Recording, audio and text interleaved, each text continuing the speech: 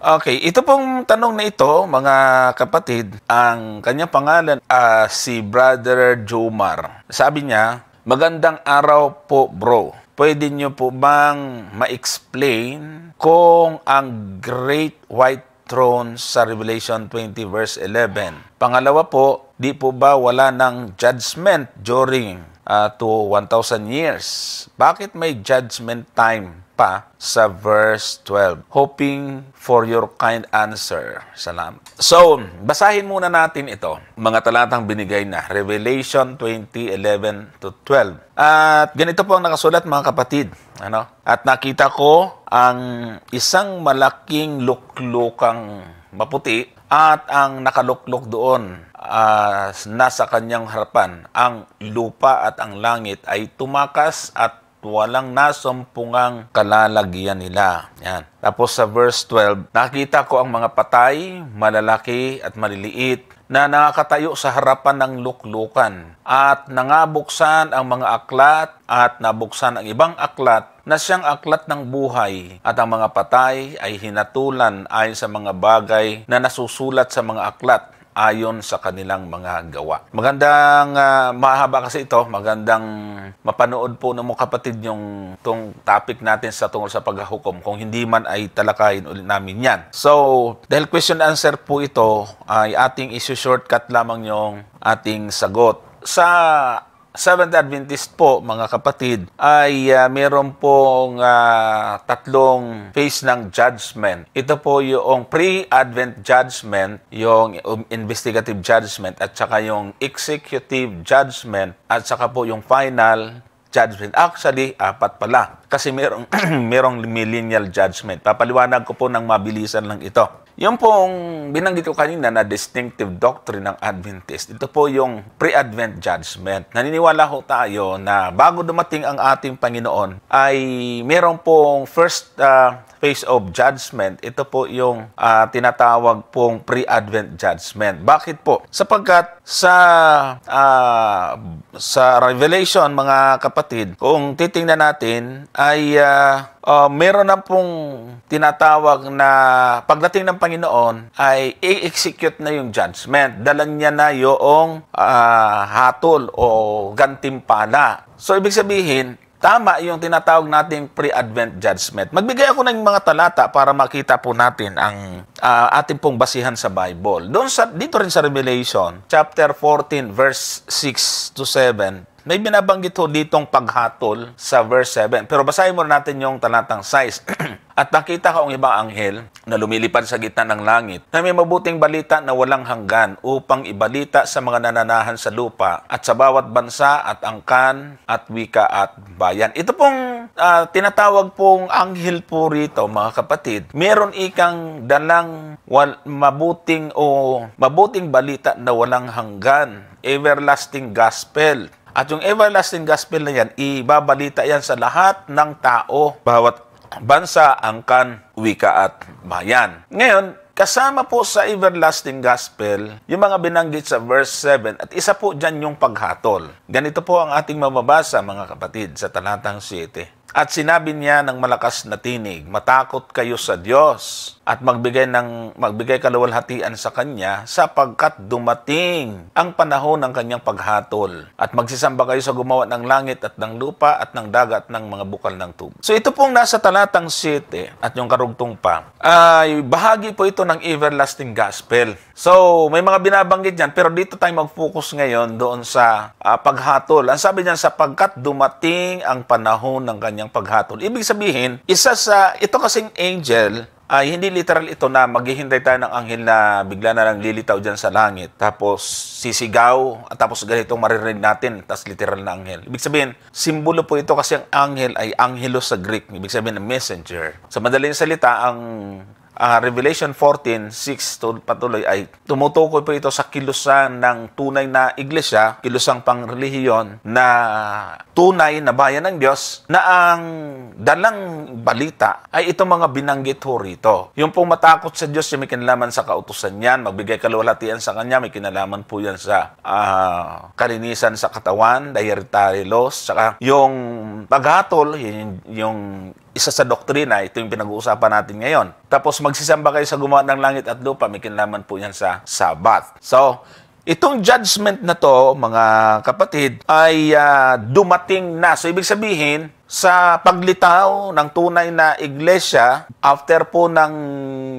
Dark Ages, ay kasama po na iaaral ang tungkol sa judgment. Ito pong paghuhukom na ito, mga kapatid, ay sa panahon ng mga apostol doon sa Gawa 24:25, future pa lang ito noon. Ganito ang ating mababasa. At samantalang siya'y nagsasalaysay tungkol sa katuwiran at sa sariling pagpipigil at sa paghuhukom na darating, ay nangilabot si Felix at sumagot, "Ngayon humayo ka at pagkakaroon ko ng kaukulang panahon ay patatawag kita." Meron ditong paghuhukom na darating. Na pinag-aralan natin ito, talagang ito po ay hindi lang basta paghuhukom, kundi ito po ay saklaw po nito yung kahulugan ng paghatol na binabanggit doon sa Revelation.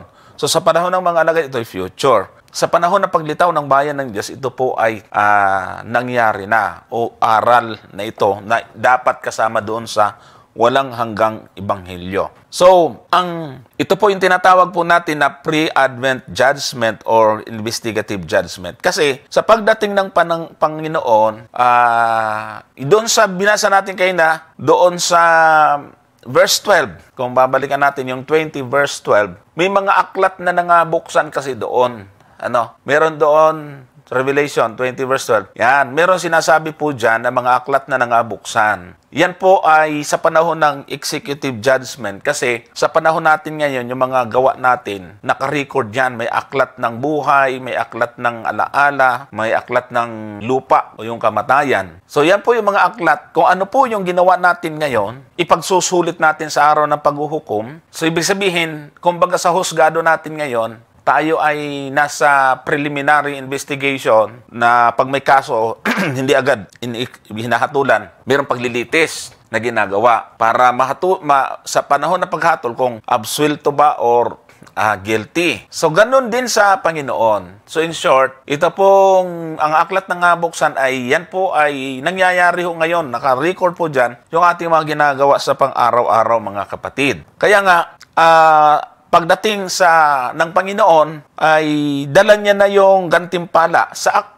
Apokalipsis din, 22:12. Hindi na tayo lalayo dyan sa mga chapter na yan. Narito, ako'y madaling pumaparito at ang aking gantimpala ay nasa akin upang bigyan ng kagantihan ang bawat isa. Yan, ayon sa kanyang mga gawa. So malinaw po rito, mga kapatid, pagdating ng Panginoon, hahatulan, i-execute na ang judgment ayon sa ginawa ng tao. Pag masama ginawa mo, guilty, hindi maliligtas. Pagka mabuti, gantimpala, sinasabi dyan. Binanggit din dito sa 11:18 nito rin. Ganun din yung banggit po dyan ng gantimpala, mga kapatid. Ayan, 11:18. Basahin na lang din natin ito. At nagagalit ang mga bansa at dumating ang iyong puot at ang panahon ng mga patay upang mga hatulan at ang panahon ng pagbibigay mo ng gantimpala sa iyong mga alipin na mga propeta at sa mga banal at sa mga natatakot sa iyong pangalan, maliliit at manlaki, at upang ipahamak mo ang mga nagpapahamak sa lupa. So nakita nyo rito, sa pagdating ng Panginoon, hindi talaga pa pwede na walang pre-advent judgment. Kasi merong mga record, tama yung observation na nagtanong natin, merong paghuhukom, nabububuksan yung mga aklat. Ibig sabihin, yung paghatol ng Panginoon talagang fair po talaga, maayos.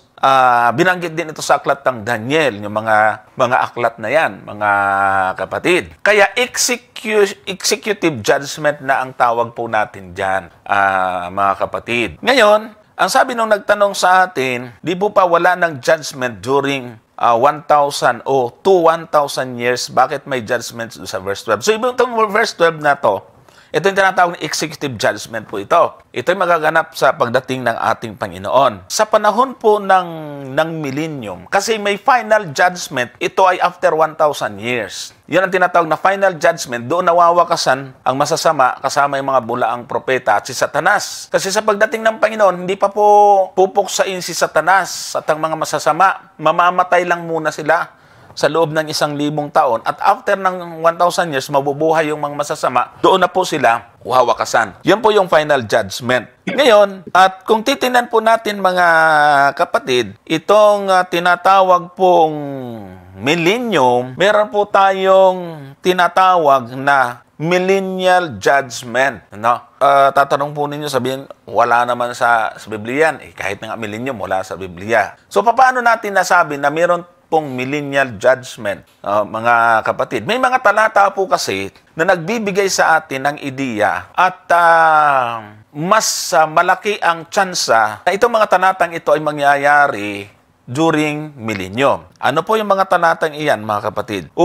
Unang Korinto 4, talatang 5. Ganito po yung ating mababasa, mga kapatid. Kaya nga, huwag muna kayong magsihatol ng anuman hanggang sa dumating ang Panginoon na siya ang maghahayag ng mga bagay na nalilihim sa kadiliman at ipahahayag naman ang mga haka ng mga puso. At kung magkagayon, ang bawat isa ay magkakaroon ng kapurihan sa Diyos. So, kung titinan po ninyo rito, mga kapatid, yung salita na huwag muna kayong magsihatol ng anuman, pinapayo ito ni Apostol Pablo sa mga kapatid hanggang sa dumating ang Panginoon. So, ibig sabihin, may ibinibigay po siyang hint o idea na may paghatol na pwedeng gawin ang mga kapatid o mga Kristiyano pagkatapos na dumating ang Panginoon. Ayan. Hanggang sa dumating ang Panginoon na siya ang maghahayag ng mga bagay na nanilihim sa kadiliman. So, hindi natin nababasa ang mga lihim na bagay, hindi natin alam.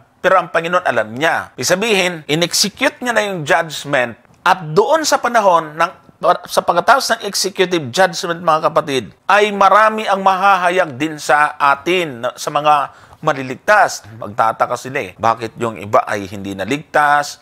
Bakit yung iba ay naligtas na hindi mo akalain maliligtas? Nangabuksan yung aklat. Yun ang magbibigay sa atin ng idea sa mga maliligtas kung bakit magkakaroon po ng papel sa judgment yung mga banal. O tingnan po ninyo, mga kapatid. Yung tinutukoy po dito ni Apostol Pablo, yung judgment dito ay mangyayari pagkatapos dumating ang ating Panginoon. Isa pa, mga kapatid, Daniel 7:22 ay ganito po ang ating mababasa. Ito po yung tinatawag nating millennial judgment, ano? At ito pong mga talatang ito, kasi kung hindi natin, sabihin natin, hindi totoo yan. Isa natin ilalagay itong mga talatang ito na judgment, nagaganapan ng mga maniligtas na mga banal pagkatapos dumating ang Panginoon. Sabi po dyan, hanggang saang matanda sa mga araw ay dumating at ang kahatulan ay ibinigay sa mga banal. Kita mo na, ng kataas-taasan at ang panahoy dumating na inari ng mga banal ang kaharian. Kung mapasin niyo po dito, mga kapatid, pag dumating na ikayong matanda sa araw, yung kahatulan ibibigay sa mga banal. Ayan o. Hindi yung hatol, yung kundi kahatulan. Ibig sabihin, yung judgment, may part yung mga banal. Tapos, ang sabi po dyan ay inari ng mga banal yung kaharian. So, kailan yon? Ibig sabihin, ito nga po yung during millennium. At ito po'y binanggit din ni Apostol Pablo, mga kapatid. Dito sa 1 Korinto 6:2 hanggang 3. Ganito po yung ating mababasa, mga kapatid. O hindi ba ganinyo nalalaman na ang mga banal ay magsisihatol sa sanglibutan? At kung ang sanglibutan ay hahatulan ninyo, hindi kaya baga dapat magsihatol kayo sa mga bagay na pinakamaliit? Mayroon po talagang paghatol na gagawin ang mga banal. Talatang 3, hindi baga ninyo nalalaman na ating hahatulan ang mga anghel? Gaano pa kaya ang mga bagay na nauukol sa buhay na ito? Sino tong mga anghel na to? Ito yung mga anghel na sumama kay Satanas, na hindi sila nanatiling tapat sa Diyos. Sa panahon po ng tinatawag po nating millennium, ang paghatol ng mga banal dito, mga kapatid, ay ibig lamang pong sabihin ay nakukonfirm ng mga banal kung sino at kung bakit hindi naligtas yung kilala mo, bakit yung akala mo'y hindi maligtas ay nandoon. Dahil po sa mga aklat na magiging open, ay mas makakapagsabi ang mga banal kung sino at nakaragang karapat-dapat ang Diyos sa kanyang paghatol. Kaya nga, may talata sa aklat ng Apokalipsis, matuwid ang paghatol ng Diyos. Ang magsasabi po noon ay yung mga naligtas. Ibig sabihin, yun lang po yung part ng judgment, ng paghatol ng mga banal. Ang tawag po dyan ay millennial judgment. Kasi nga, 1,000 years alam mo, nakita mo kung sino yung mga nakasama mo doon sa langit at sino yung wala. At doon mo makikita kung bakit. So, that situation, mga kapatid, ay makakapagsabi ang mga tama lang pala na hindi naligtas yung ganito. Tama lang pala kasi pwedeng isipin natin na yung isang akala natin hindi maliligtas, yung pala na naligtas kasi nagsisi pala. Tapos yung palang akala natin maliligtas, yung pala hindi. Yung pala may ginawang hindi maganda. So, makakapagsabi tayo, tama.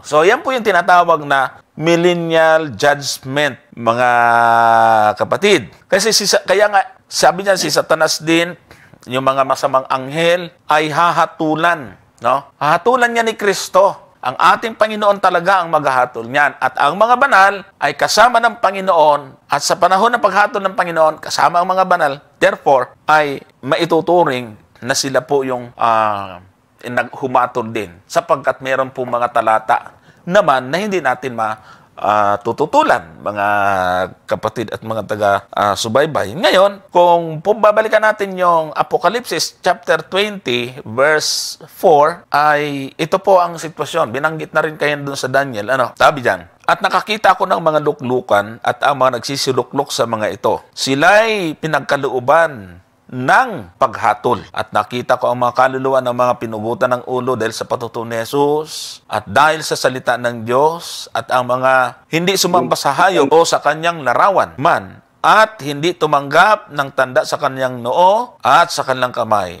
At sila'y nangabuhay at nagsipagharing kasama ni Kristo sa loob ng 1,000 taon. So, nakita po natin mga kapatid. At kung basahin pa natin yung verse 6, ang sabi dyan, mapalad at banal ang makalakip sa unang pagkabuhay na mag-uli, sa mga ito'y walang kapangyarihan ng ikalawang kamatayan, kundi sila magiging mga saserdote ng Diyos at ni Kristo at maghaharing kasama nila sa loob ng 1,000 taon.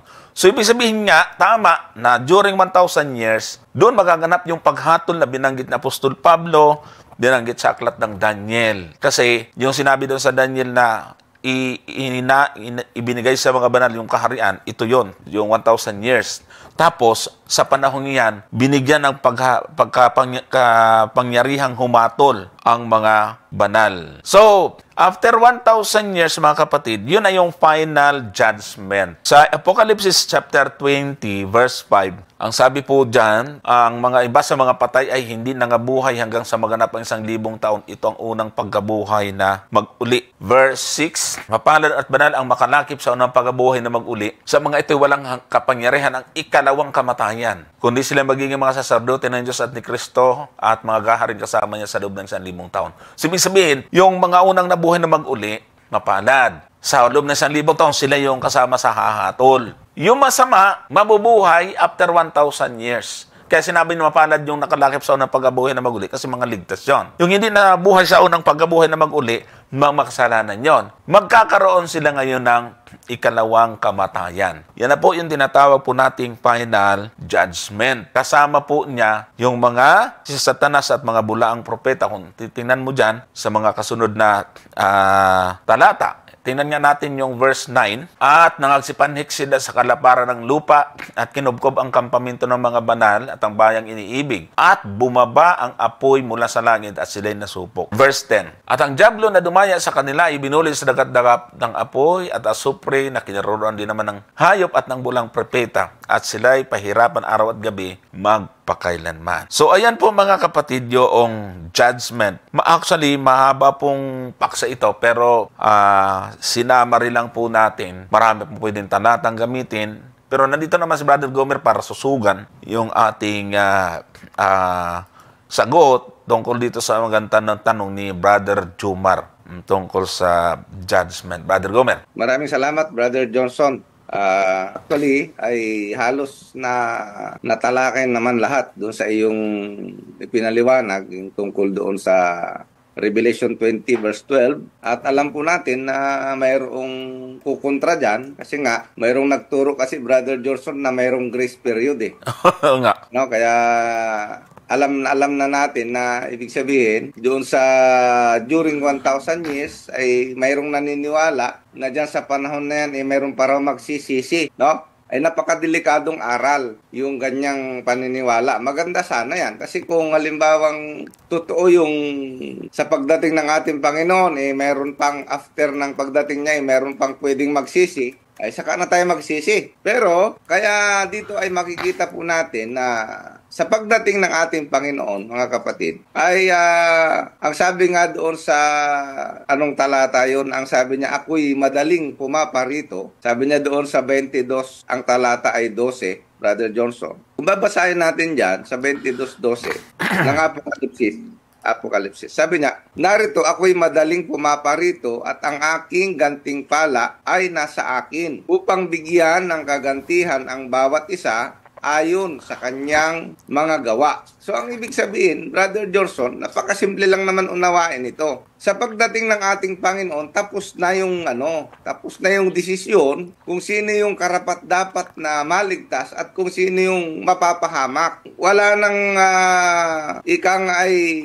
Wala nang second chance pa na binabanggit. Wala na. Sa pagdating ng ating Panginoon, yun na yung katapusan nun. Kung hindi ka makakasama doon, ay mahirap sabihin na mayroon pang second chance, Brother Johnson. Kaya dito, maliwanag na sa pagdating ng ating Panginoon, ay alam niya na kung sino yung ililigtas niya, Brother Johnson. Kaya nga kung makikita po ninyo doon sa unang Tesalonica 4, maliwanag po yung talata sa 16, sabi doon, sapagkat ang Panginoon din ang bababang mula sa langit. O, di ba? So, ito rin yun kasi sabi niya, ako'y narito, madaling pumaparito, sabi niya. So, sabi dito, ang Panginoon din ay bababang mula sa langit, na may isang sigaw, may tinig ng arkanghel, at may pakakak ng Diyos. At ang nangamatay kay Kristo, ay unang mga bubuhay na mag-uli. So maliwanag ito, Brother Johnson, sa pagdating ng ating Panginoon, lahat ng nangamatay kay Kristo ay unang mabubuhay na mag-uli.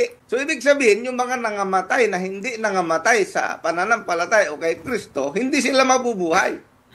Yun lang po ang maliwanag na kahulugan nito. Sabi dito, ang nangamatay kay Kristo, yun ang unang mga bubuhay na mag-uli. O di, ibig sabihin, alam na nga ng Panginoon, Brother Johnson, kung sino yung bubuhayin niyang una. So paano nalaman? Ay di doon nga sa investigative judgment na iyong idiniscuss, Brother Johnson. Kasi sa pagdating ng ating Panginoon, alam niya na Tama. Wala naman nang mangyayaring paghatol, automatic. Alam niya na kung sino yung bubuhayin. And then sa 17, ano naman ang mangyayari doon sa mga buhay? Tingnan mo. Sa 17 naman, kung magkagayon, tayong nangabubuhay. So, ang ibig sabihin, Brother Johnson, yung mga hindi makakasama sa kaligtasan sa pagdating ng ating Panginoon. Tingnan mo ang sabi ni Apostol Pablo, tayong nangabubuhay na nangatitira. Kasi lahat ng mga masasama mamamatay. Okay? Kaya ang matitira lang na buhay sa pagdating ng ating Panginoon ay yung mga maliligtas lang. Kasi doon pa lang sa sinag ng kalwalatian ng ating Panginoon, mamamatay na yung mga masasama, Brother Johnson Kaya hindi maaari na mayroong masama na mabubuhay pa sa pagdating ng ating Panginoong Jesucristo. Kaya ang mangyari dyan, sabi niya, tayong nangabubuhay na nangatitira ay aagawing kasama nila. Sino yung nila? Ito yung mga nangamatay na nabuhay.